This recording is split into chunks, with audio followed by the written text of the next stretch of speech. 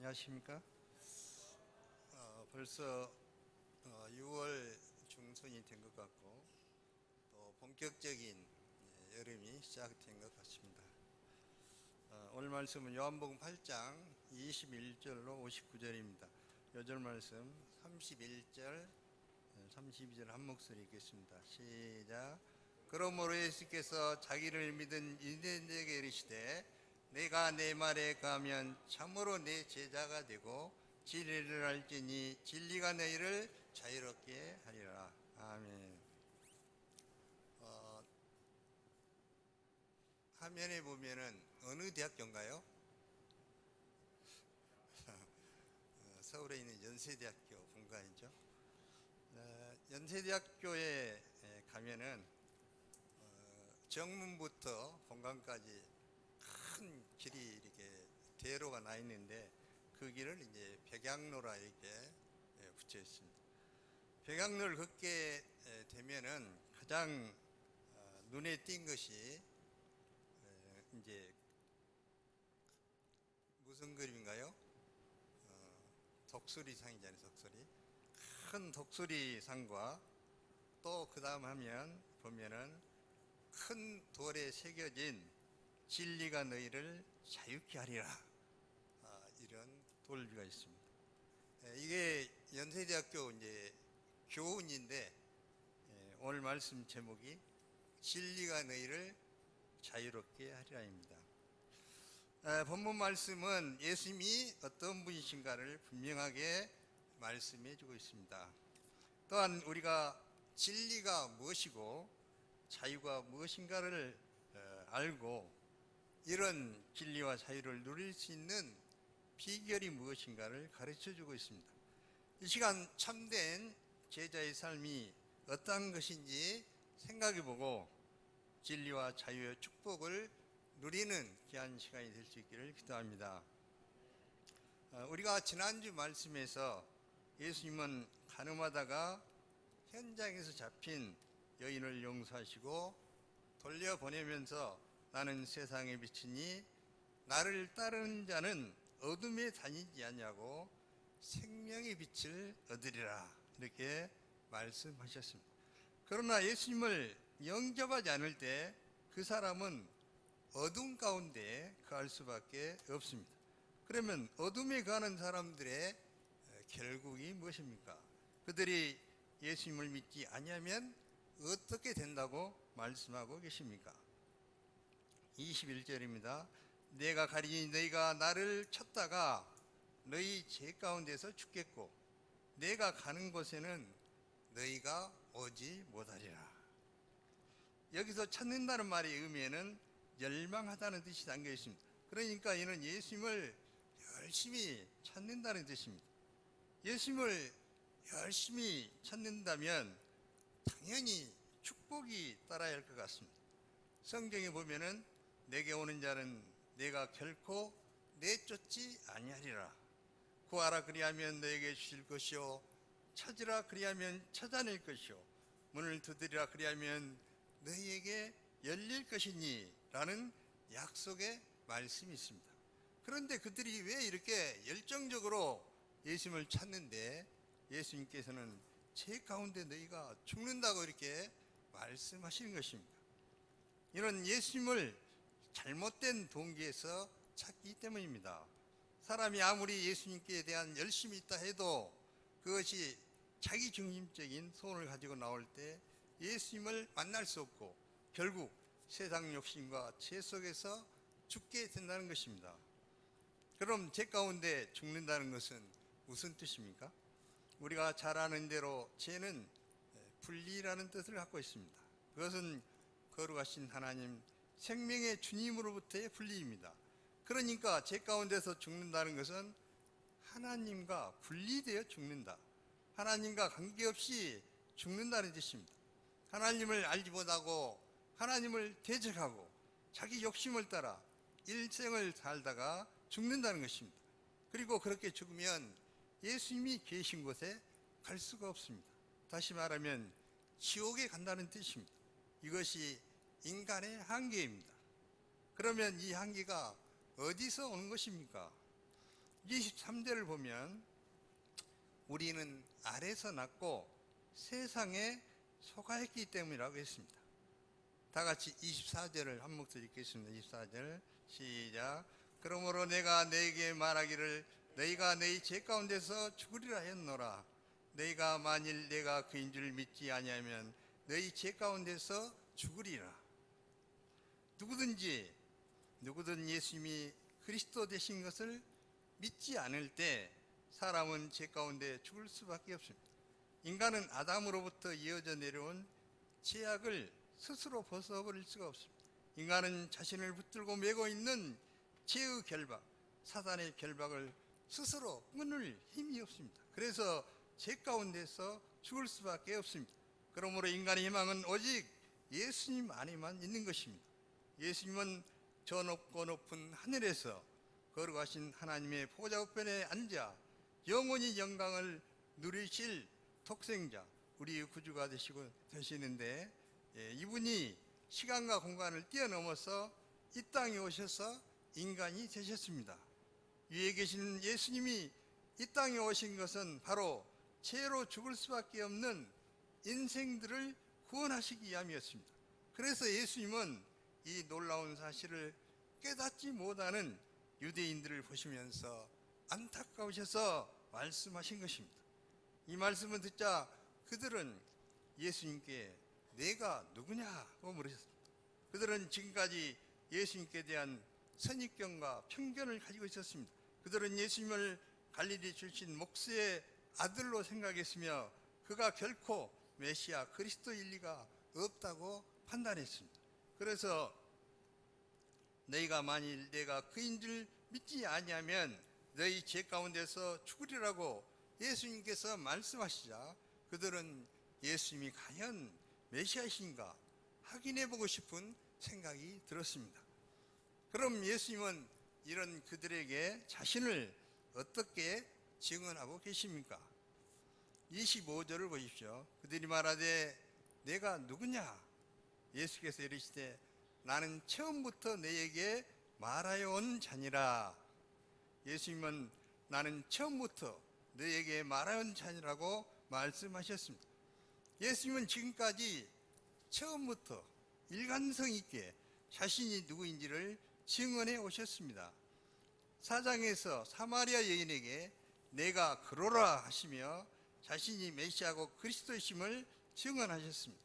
5장에서는 죽은 자들이 하나님의 아들의 음성을 들을 때 원하니 듣는 자는 살아나라 하시면서 자신이 하나님의 아들이시요 부활의 주가 되심을 증언하셨습니다.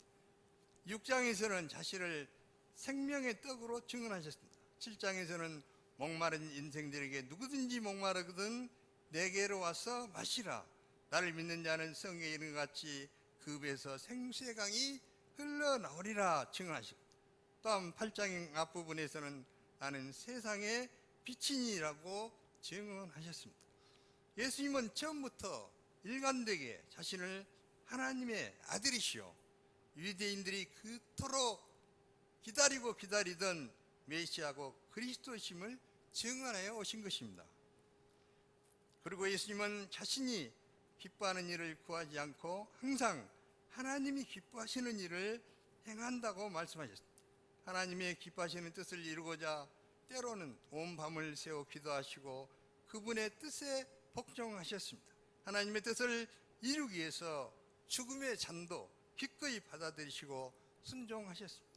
참으로 좁고 애롭고 고독한 십자가의 길을 묵묵히 걸어가셨습니다. 예수님의 말씀을 들은 유대인들의 마음에 어떤 역사가 일어났습니까? 이 말씀을 들은 유대인들의 마음에 감동과 은혜가 임하여서 완악했던 그들이 예수님을 믿는 역사가 일어나게 되었습니다. 그럼 예수님은 자기를 믿은 이처럼 영접한 유대인들에게 무슨 말씀을 하십니까? 오늘 요절 말씀입니다. 암송하면 좋겠습니다. 이 요절 말씀 너무나 중요해서 31, 32절 두 절만 가지고 오늘 사실 메시지를 전하고 있습니다. 그러므로 다 같이 읽겠습니다. 시작. 그러므로 예수께서 자기를 믿은 유대인들에게 이르시되 너희가 내 말에 가면 참으로 내 제자가 되고 진리를 알지니 진리가 너희를 자유롭게 하리라. 예수님은 믿은 유대인들에게 이제 나를 믿었으니 됐다 이렇게 말씀하시지 않으셨습니다. 예수님은 믿은 그들이 계속해서 해야 할 일이 무엇이라고 말씀하십니까? 너희가 내 말에 거하면, 예수님의 말씀 안에 거하는 삶입니다. 이 말씀은 예수님을 믿은 자들, 곧 예수님을 따른 자들이 제일 먼저 해야 할 일, 가장 중요한 일이 무엇인지를 예수님께서 잘 말씀해 주고 계십니다. 그것은 바로 예수님의 말씀 안에 거하는 것입니다. 여기서 거한다는 말은 영어로 hold to인데 이는 꼭 붙들다, 고수하다, 매달리다 그런 뜻입니다. 이것을 킹 제임스 버전에서는 거한다를 continue in으로 번역하였습니다. 그러므로 말씀에 거한다는 것은 마치 생사 걸린 문제 같이 말씀을 계속 지키고 말씀에 굳게 매달리는 것을 말합니다. 말씀 안에 거한다는 것은 어떤 상황 가운데서도 곧 죽게 되더라도 예수님의 말씀대로 사는 것을 의미합니다. 많은 사람들이 예수님을 믿는다고 하는데 정작 구체적으로 무엇을 믿느냐 이렇게 물어보면 확실하지 않습니다. 그러나 예수님을 믿는다는 것은 다른 것이 아닙니다. 바로 예수님의 말씀을 믿는 것입니다. 또한 예수님의 말씀에 거한다는 것은 계속해서 거한다는 계속성의 의미와 어떤 상황 가운데서도 흔들리지 않고 굳게 붙잡는다는 의미가 있습니다. 예수님의 말씀에 한두 번 거하는 것은 몰라도 계속해서 거하는 생활을 하기란 쉽지 않습니다. 말씀을 붙들고 믿음으로 사는 것이 우리에게 유익을 주고 승리의 인생을 살게 하는 것 같이 생각될 때는 말씀에 거하기가 쉽지만, 말씀대로 살면 나에게 불이익이 오고 손해본다는 생각이 들 때는 말씀에 거하기가 힘듭니다. 특히 핍박으로 인해서 말씀대로 살다가는 망할 것 같은 생각에 사로잡히게 될 때는 말씀을 굳게 붙든다는 것은 더욱 힘듭니다. 학생 때는 진리를 사모하는 마음 때문에 단순하고 순수한 마음으로 말씀을 붙들고 투쟁하지만은 졸업을 하고 직장에 다니고 가정을 갖고 자녀들이 생기게 되면 단순하고 순수한 마음이 사라져서 말씀을 지속적으로 굳게 붙든다는 것은 여간 어려운 일이 아닙니다. 그래서 어떤 목자님은 말씀을 붙들고 진실하게 투쟁했던 학생 시절이 그립다고 추억 속에 살아가는 것을 보았습니다. 사람들은 삶의 여유가 생기면은 영적 투쟁을 잘할 수 있을 것으로 생각합니다. 그러나 삶의 여유가 생기면은 인생을 즐기면서 살고자 하는 마음 때문에 말씀대로 사는 것이 어딘지 모르게 자신을 얽어매는 것 같이 생각돼서 영적 투쟁을 하기가 더욱 힘들게 됩니다. 하지만 우리가 영생을 얻고 승리의 인생을 살기 위해서 어떠한 상황 가운데서도 지속적으로 말씀을 굳게 붙들고 말씀대로 살기에 힘써야 하겠습니다. 말씀을 굳게 붙드는 것은 마치 배가 떠내려가지 않도록 바다에 닻을 내린 것 같습니다. 배는 닻을 내리지 않으면 그것은 파도에 떠내려갑니다. 그러나 닻을 내리게 되면 파도에 약간은 흔들릴 수 있지만은 결코 떠내려가는 법은 없습니다. 예수님은 말씀에 거하는 삶을 포도나무와 가지에 비유하셨습니다. 가지가 포도나무를 떠나서는 살 수 없는 것처럼 가지된 우리가 포도나무 대신 예수님을 떠나서는 영적인 생명을 유지할 수가 없습니다. 날마다 포도나무 대신 예수님으로부터 말씀을 공급받아야만 생명을 유지할 수가 있고 열매를 맺어갈 수가 있는 것입니다. 그래서 사도 바울은 골로새서에서 이렇게 말했습니다. 그러므로 너희가 그리스도 예수를 주로 받았으니 그 안에서 행하되 그 안에 뿌리를 박으며 세움을 받아 교훈을 받은 대로 믿음에 굳게 서서 감사함을 넘치게 하라. 예수님 안에 뿌리를 박으며 세움을 받아서 믿음에 굳게 서서 감사함을 넘치게 하라는 것입니다. 그럼 예수님은 믿은 자가 예수님의 말씀이 가할 때 어떤 은혜와 축복이 임하게 된다고 말씀하십니까? 다시 한번 31절 후반절 32절 읽겠습니다. 참으로 시작. 참으로 내 제자가 되고 진리를 알지니 진리가 너희를 자유롭게 하리라. 예수님은 믿은 자가 예수님 말씀에 계속 거할 때 첫 번째 예수님의 참 제자가 된다고 말씀하셨습니다. 제자는 스승을 배우고 본받고 닮아가는 사람입니다. 제자는 스승의 모든 것을 배웁니다.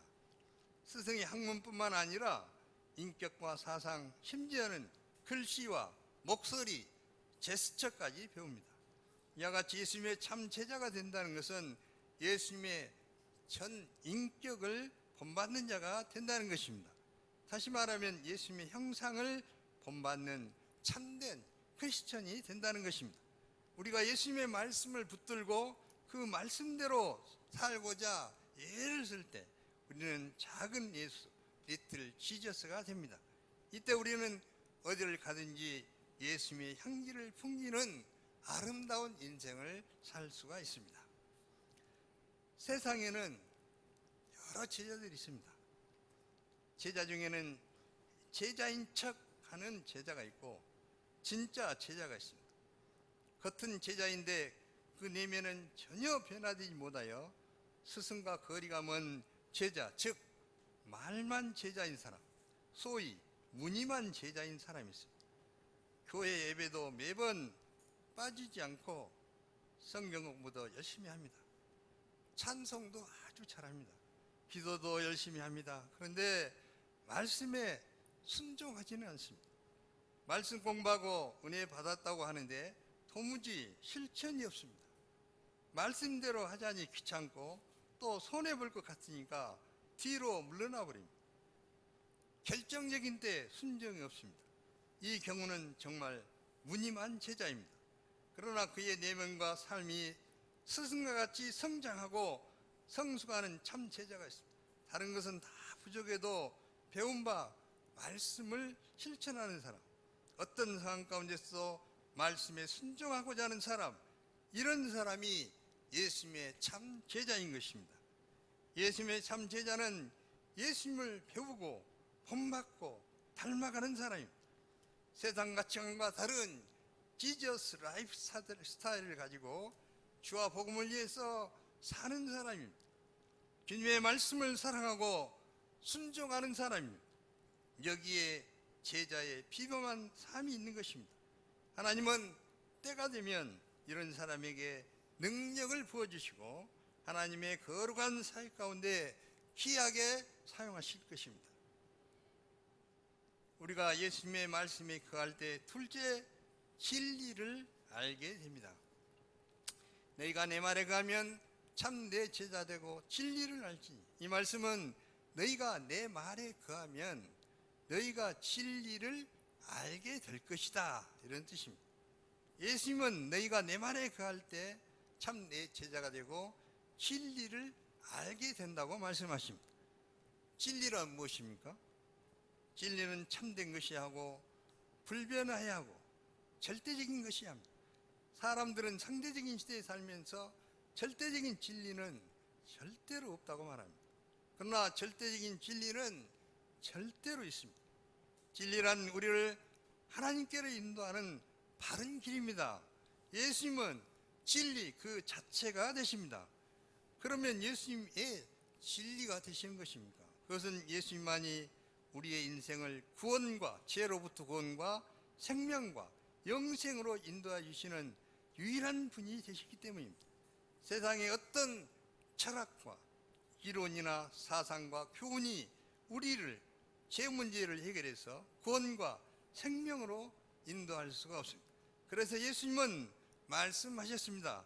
예수께서 이르시되 내가 곧 길이요 진리요 생명이니 나로 말미암지 않고는 아버지께로 올 자가 없느니라. 예수님은 자신이 진리라고 선포하셨습니다. 그러므로 진리를 알게 된다는 것은 진리 대신 예수님을 체험적으로 알게 된다는 뜻입니다. 우리가 예수님의 말씀에 갈 때 세 번째는 진리가 우리를 자유롭게 합니다. 한번 따라서 해볼까요? 진리를 알지니 진리가 너희를 자유롭게 하리라. 예수님은 진리를 알지니 진리가 너희를 자유롭게 하리라고 말씀하셨습니다. 그렇다면 자유가 무엇입니까? 많은 사람들이 자유 그러면은 누구의 간섭도 받지 않고 자기가 원하는 대로 사는 것을 자유라고 생각합니다.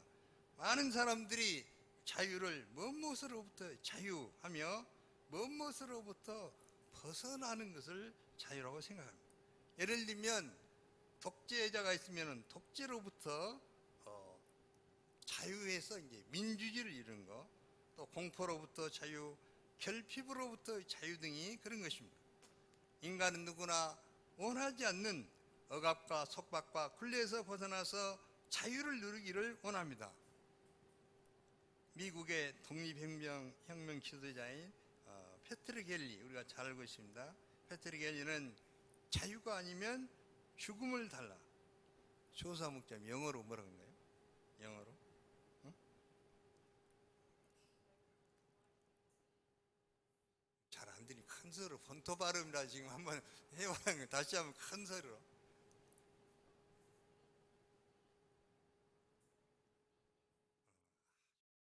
발음이라 너무 듣기가 좋은 것 같아요. 영어가.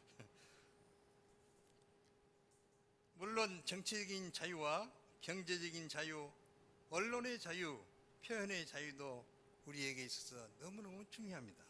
그러나 본문이 말하는 자유는 진리 안에서의 자유입니다.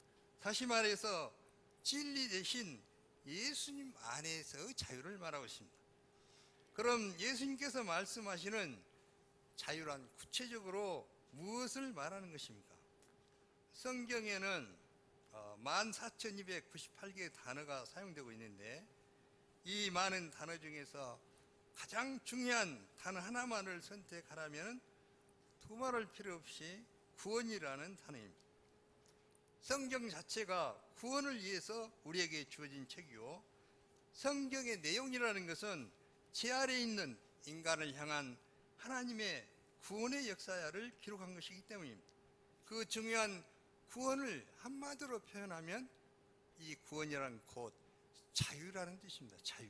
무엇으로부터 구원? 자유.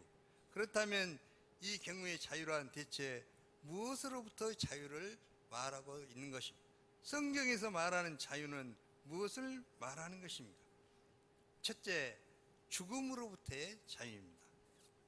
예수님께서 말씀하시는 자유는 첫 번째, 죽음으로부터의 자유입니다. 죄인은 하나님 앞에 결코 나아갈 수가 없습니다. 죄인에게는 반드시 죽음의 심판이 주어지는 까닭입니다.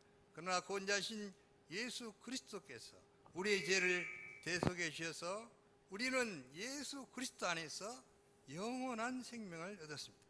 그래서 크리스천에게 죽음이라는 것은 없습니다. 죽음이란 육신의 껍질을 벗어 던지고 영원한 생명을 누리기 시작하는 영광의 관문이 되는 것입니다. 이것을 믿는 크리스천은 언제나 죽음의 공포로부터 자유를 얻습니다. 죽음이 아니요 죽음이 도리어 생명임을 잘 알고 있기 때문입니다. 두 사람의 예를 들어서 우리 조한나 목사님이 전하겠습니다.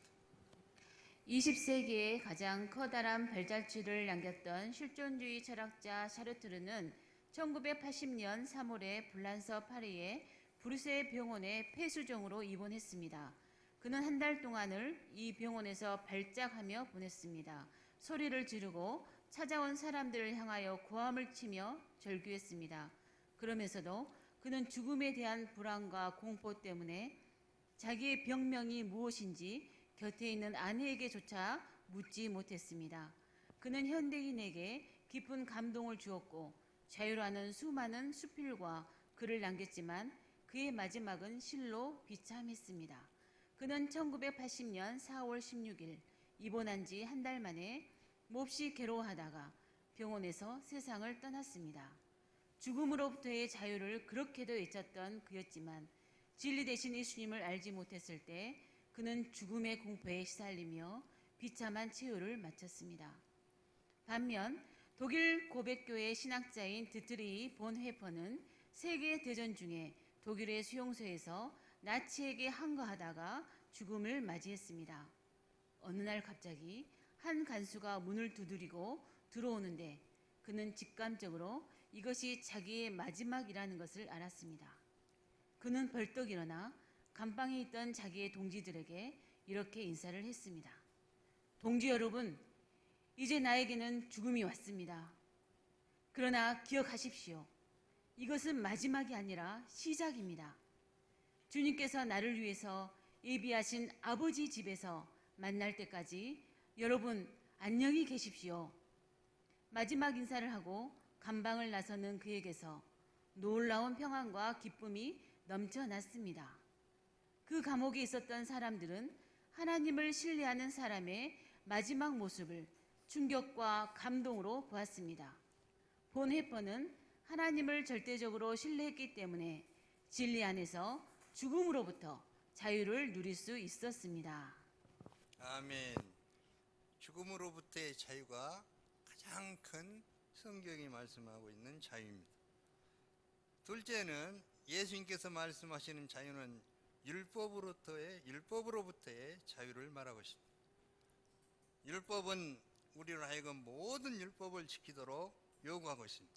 그러나 유한한 인간의 노력과 의지만으로는 모든 율법을 지킬 수가 없습니다. 지키려 할수록 지킬 수 없음을 확인할 뿐이고 그 결과 우리는 율법의 정죄와 그로 인한 죄책감에 갈등과 고통을 겪지 않을 수가 없습니다.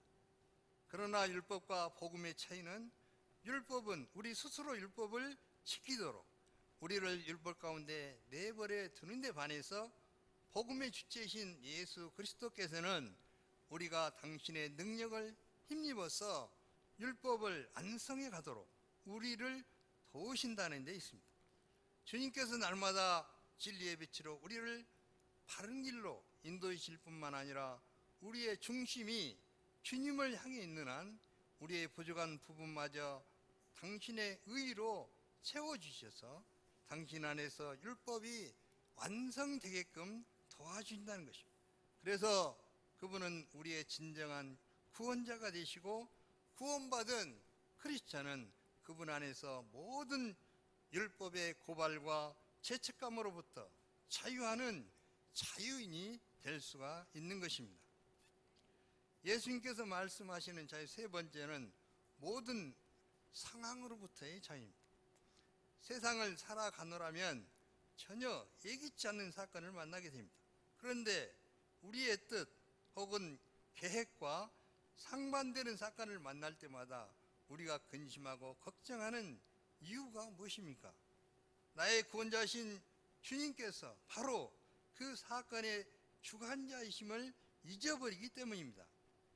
내가 믿는 주님께서 항상 나와 동행하는 분이심을 믿는다면 내게 닥쳐오는 사건 역시 그분의 주관하에 있음을 믿게 됩니다. 정녕 이 사실을 믿는다면 내 앞에 닥친 사건의 내용이 어떠하든 그 결과는 반드시 주님의 선으로 귀결된다는 것을 우리는 확신하게 된다는 것입니다. 나를 살리시기 위해서 십자가의 죽음마저 불사하신 주님께서 그 결과가 해로운 덕이 될 것을 내게 주실 까닭이 없기 때문입니다. 그래서 구원받은 참 크리스찬은 어떤 상황 가운데서도 자유함을 누릴 수 있는 것입니다. 결론적으로 예수님은 유대인들이 진리 되신 예수님께라서 죄에서 자유함을 덧입고 생명과 영생을 얻도록 그들을 인내와 겸손과 사랑으로 끝까지 도우셨습니다. 우리가 예수님 말씀 안에 거하는 삶을 살 때 예수님과 예수님의 말씀이 진리임을 알게 되며 진리가 우리를 자유롭게 하십니다. 그러므로 우리가 계속하여서 예수님의 말씀에 거하는 삶에 온전히 힘써서 주님의 참 제자로 성장해 가며 진리 되신 예수님을 점점 더 깊이 알아가야 하겠습니다. 그리하여 진리 안에서 참 자유를 누리는 축복받는 제자들이 될 수 있기를 기도합니다. 기도하겠습니다. 하나님 아버지, 진리가 참으로 내 제자가 되고 진리를 알지 진리가 너희를 자유롭게 하리라 귀한 말씀을 주심을 감사합니다. 저희들이 항상 주님 안에 거하는 삶을 살 수 있도록 도와주시고 또 저희들이 예수님의 참 제자가 되며 또 말씀에 거할 때 예수님의 제자가 되고 진리를 안다고 말씀하신 것처럼 항상 예수님의 말씀에 거하는 삶을 살게 도와주시고 예수님의 제자들로 성장해 갈 수 있도록 저희들을 인도하여 주시기를 기도하고 원합니다. 그래서 참 진리를 깨닫고 자유 안에 거하는 삶을 살아갈 수 있도록 복의 복을 더하여 주시옵소서. 귀한 말씀 주심을 감사하며 예수님의 이름으로 기도합니다. 아멘.